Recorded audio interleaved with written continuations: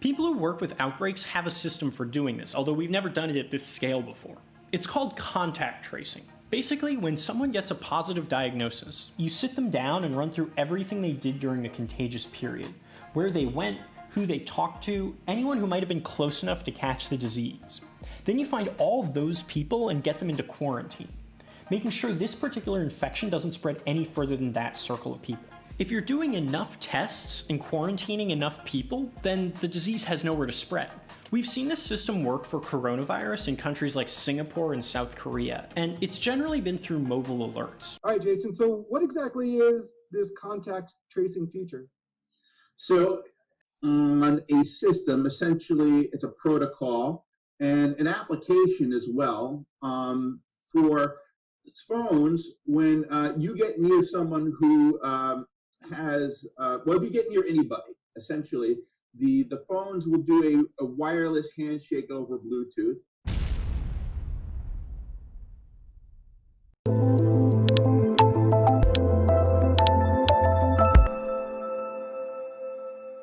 In the face of the global pandemic, Apple and Google are doing something they almost never do: work together. Beginning next month, Apple and Google are releasing software. The two companies will roll out a contact tracing system. Will use Bluetooth to help notify someone if they've been in contact with someone who's infected. Okay guys, welcome to my channel. If you're new here, please hit the subscribe button and subscribe.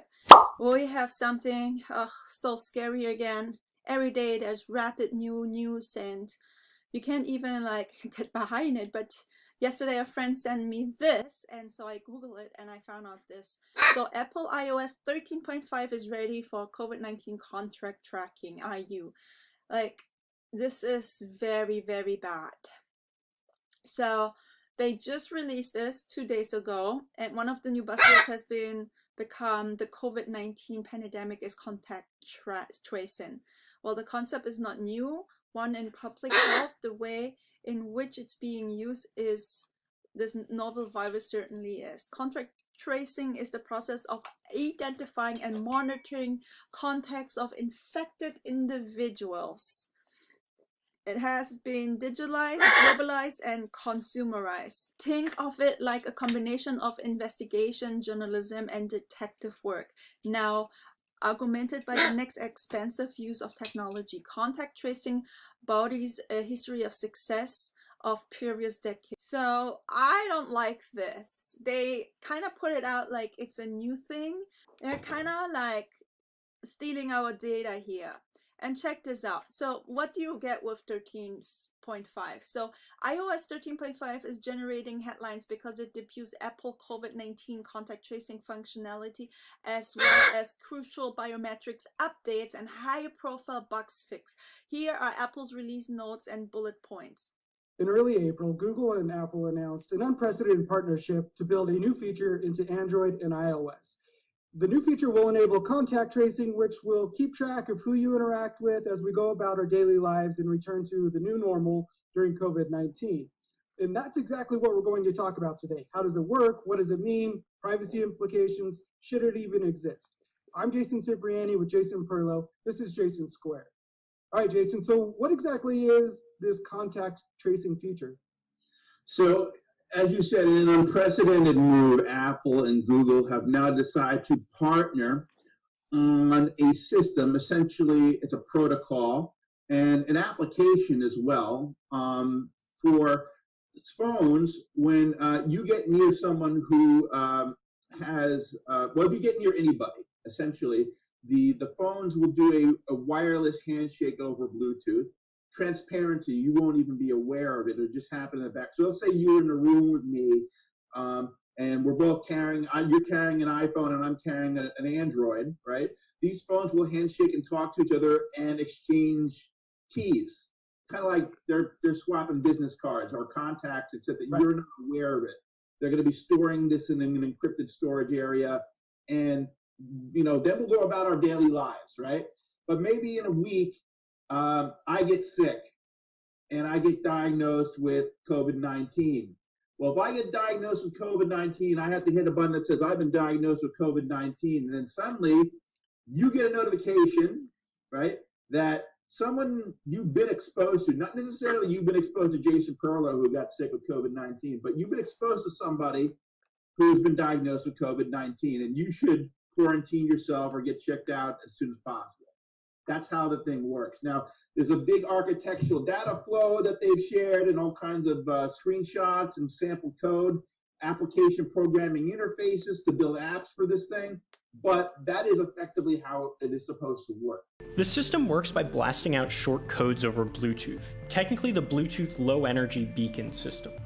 Your phone collects a log of all the codes you've received, representing all the people who have been close enough to infect you. Those codes are encrypted and constantly changing, so you can't use them to work back to a person's identity. Even if someone does test positive and decides to share that diagnosis, it's still pretty hard to figure out who the person is, although it's not completely impossible. More importantly, the codes you collect never leave your phone, so there's no master list of who's interacted with who. In theory. Right, yeah. So the feature is built into Android and iOS. I think Google's issuing the update through the Play Store, and it's Play Protect, background ability to add this to phones that are already out there. We saw the first glimpse of it in iOS 13.5, which is currently in beta, so it's not available to the general public.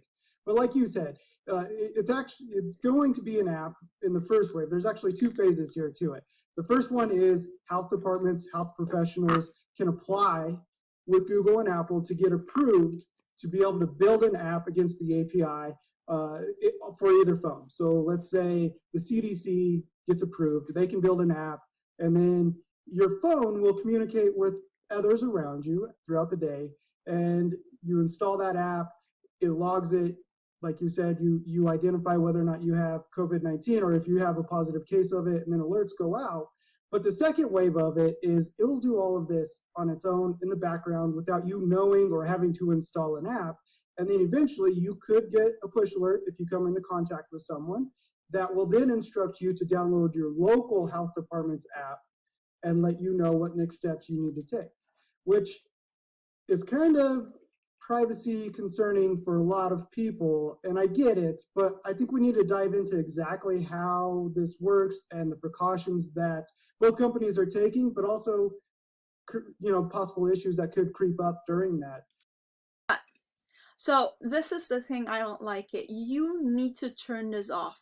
Turn off automatic updates so they can't track you and put the new iOS 13.5 on your phone, because it's not just like you they're tracking, it's your friends they are tracking, and that's like so evil. And then they put all the data together, so they're tracking not only us, like you, they're tracking your family, the close person next to you, and they're also tracking who you have been in contact with and their friends.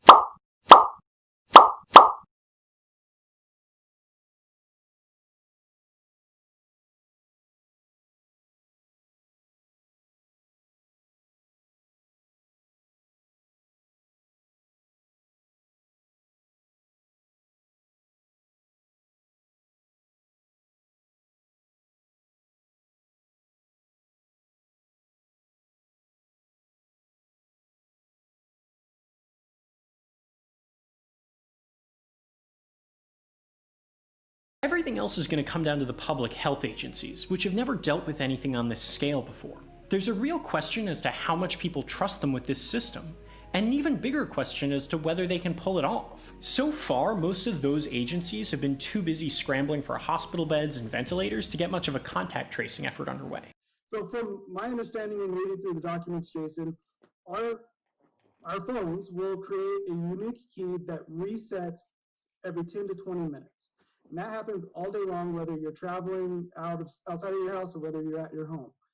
During that time, it's broadcasting that key, as well as the devices that people who have opted in for this first phase, and second phase really, are broadcasting the same keys. Your phone then keeps a log of all those keys it's come in contact with for the last 14 days. As you get to day 15, it drops off the oldest keys and it just continues keeping that log. because the way that the systems architecture currently describes it, there is a server out there that I believe has to be maintained by local health authorities, right, in the geo in which you're using that equipment, that the app, right? But by the way, the app has to be customized to each. In theory, this app, this template app, Apple and Google are releasing for each of their platforms, right? There's going to be the initial app, right? And then local health authorities are going to have somebody that's in charge of customizing it and submitting it back to the app stores and maintaining it, right? So there's going to be local caches of these key stores, right? Well, so as your phone is logging keys, it's all local. It's kept on your phone. The only time keys are uploaded is when you test positive. But there's going to be a positive key store that's going to live someplace in each state, presumably. Right. Yeah. I just want to make it clear, though, that you're not uploading your keys 24/7. Those are staying local on your device unless you either test positive or one of the keys that you've interacted with has notified of a positive test. Now, I haven't looked at the metadata of those keys or what type of things they contain. But look, let's say somebody breaks into one of these key stores. Who knows what the hell else is stored on these key stores, right?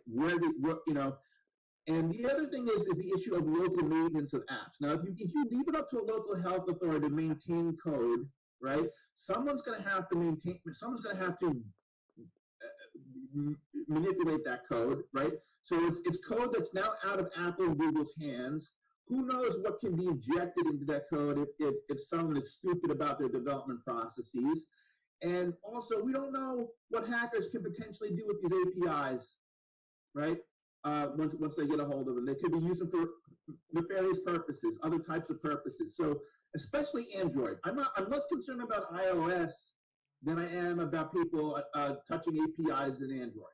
That concerns me.